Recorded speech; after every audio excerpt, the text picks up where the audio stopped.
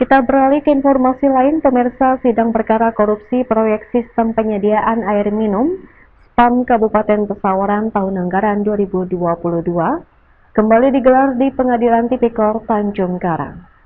Guru Besar Ilmu Hukum Tata Negara Unila Profesor Rudi menjelaskan batasan tanggung jawab antar organ pemerintah dan penyedia jasa dalam pengadaan barang dan jasa.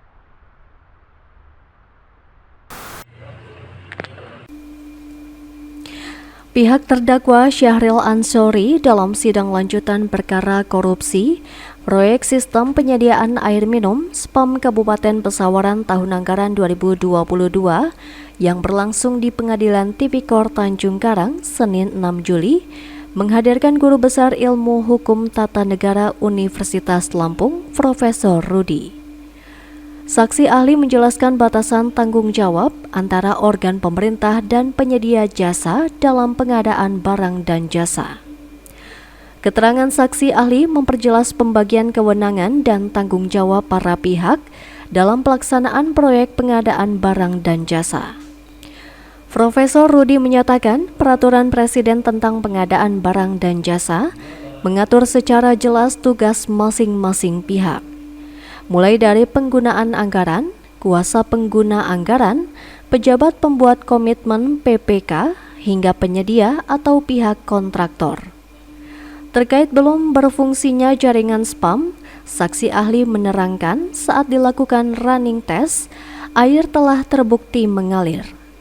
Penyedia tidak dapat dimintai pertanggungjawaban apabila setelah aset diserahkan ternyata tidak dimanfaatkan oleh pemerintah daerah atau pihak PDAM. Dalam proses lelang, penyedia hanya mengikuti mekanisme yang telah ditetapkan, mulai dari pengajuan penawaran, mengunggah dokumen persyaratan, hingga mengikuti pembuktian kualifikasi.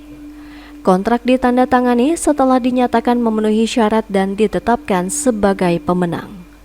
Ruang lingkup pekerjaan kontraktor dalam proyek SPAM Kabupaten Pesawaran meliputi 4 pekerjaan, yakni penggalian, penyediaan, pemasangan pipa, pembangunan jembatan, dan gorong-gorong untuk penyeberangan pipa dan sambungan rumah. Ya, berkenaan dengan persidangan tadi, alhamdulillah sudah cukup terang ya, sama-sama kita saksikan. Dalam proses persidangan, Profesor Rudi atau ahli Rudi sudah menerangkan bahwa ada hukum PPJ yang di situ Perpres mengatur bahwa ada tanggung jawab masing-masing antara penyedia, kemudian pihak pemerintah daerah atau pengguna anggaran, kemudian kuasa pengguna anggaran sampai dengan PPK. Di situ ada pembagian tugas masing-masing, gitu. Intinya apa Pak? Ya, yang jelas kita sudah cukup terang tadi diberikan oleh ahli pencerahan bahwa kapan sih mulai masuknya kawan-kawan penyedia atau kontraktor? Apakah mulai dari perencanaan, kemudian nyusun HPS, DPD, KAK gitu, ataukah semenjak kapan kontraktor itu masuk? Oh, ternyata ahli PBY menjelaskan bahwa penyusunan perencanaan itu adalah kewenangan kawan-kawan PPK.